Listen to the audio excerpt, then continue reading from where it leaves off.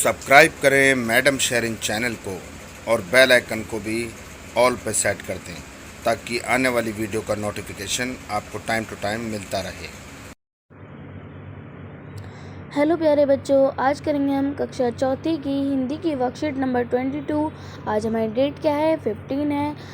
पाठ्य पुस्तक कौन सी है? हमारी रिम झिम। पाठ हमारा कौन सा है आज का? मन के भोले भाले बादल। ठीक है बच्चों, विद्यार्थी के नाम पे आप अपना नाम लिख देंगे। एक शिक्षक शिक्षिका नाम पे आप अपने शिक्षक या फिर शिक्षक जो भी आप उनका नाम लिख देंगे। ठीक है बच्चों, आगे बढ़ते हैं। नमस्ते बच्चों, आप कैसे हैं? आशा है कि आप सब स्वस्थ होंगे। बच्चों, आपको कक्षा तीसरी की कहानी टिप टिप याद है, जिसमें बूढ़ी अम्मा व उनका पोता बारिश से परेशान थे।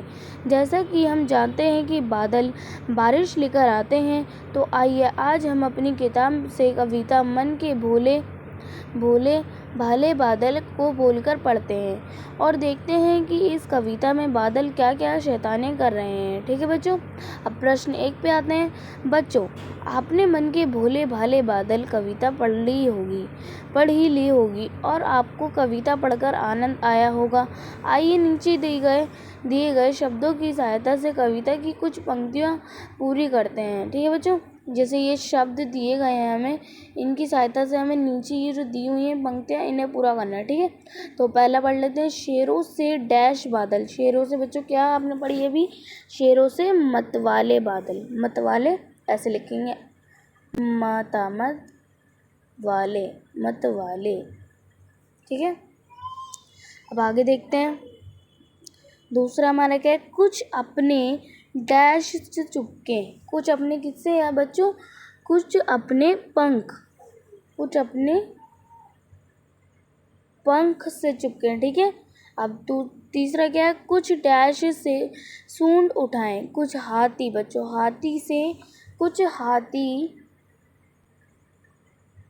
कुछ हाथी से सूंड उठाएं। ठीक है, अब देख लेते हैं लास्ट हमारा जो है, कुछ लगते हैं बच्चों जोकर। तो यहाँ पर आ जाएगा जोकर। कुछ लगते हैं जोकर, तो आप लिख देंगे जोकर। ठीक है बच्चों, अब अपने तीसरे प्रश्न पे आते हैं। दूसरा हमारा हो गया, दूसरे प्रश्न पे आते हैं। बच्चों, कविता में आपने बादलों के बारे में जाना। चलिए हमें रंग भरकर बताइए कि बारिश आने से पहले बादलों का रंग और बारिश के बाद बादलों का रंग कैसा होता है। ठीक है बच्चों, तो हमें नीचे जो बॉक्स दिया गया है, इसमें पहले ऊपर जो बादल बना है, इसमें पूछा गया कि बारिश से पहले जो रंग होता है इसमें हमें भरना है, और बारिश के बाद जो रंग होता है वो हमें इस वाले में भरना है। ठीक है, तो बढ़ते बारिश से पहले बादलों का रंग कैसा होता है? काला होता है। और कौन सा होता है?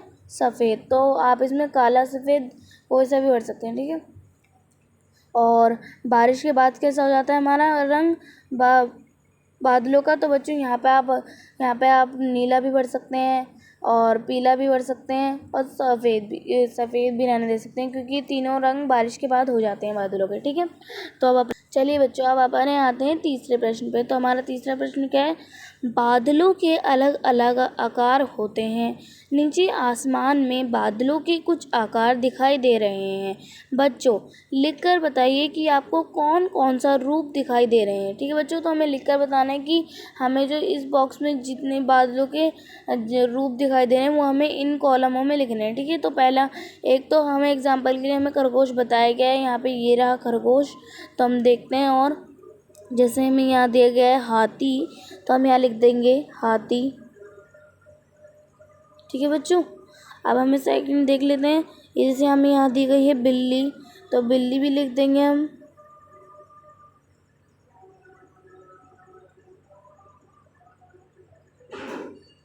बिल्ली। और एक और देखते हैं, ये हमें जैसे यहाँ दिया गया है जिराफ, तो यहाँ लिख देंगे हम जिराफ बच्चों। और देख लेते हैं, जैसे हमें यहाँ दिया गया है ये कुत्ता, तो हम कुत्ता भी लिख देंगे। और ढूंढते हैं हम, जैसे यहाँ पे हमें दिया गया है कछुआ, तो यहाँ पे लिख देंगे कछुआ। ठीक है बच्चों,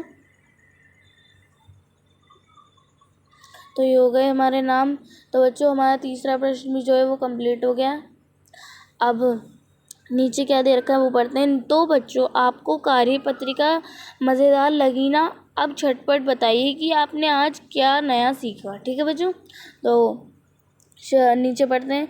शिक्षक शिक्षिका के लिए अनुदेश है बच्चों, बच्चों के साथ कार्य पत्रिका के बारे में आवश्यकता अनुसार बात कर सकते हैं। ठीक है, और यहाँ अभिभावकों के लिए सुझाव दिए गए हैं। बच्चों को बादलों का महत्व बताते हुए बताएं कि ये किसानों के लिए खुशी का संकेत होते हैं, क्योंकि यह बारिश करवाने में सहायक होते हैं। ठीक है बच्चों, तो आज की वर्कशीट हमारी यहीं कंप्लीट होती है। मिलते हैं नेक्स्ट वीडियो में, तब तक के लिए टेक केयर, गुड बाय।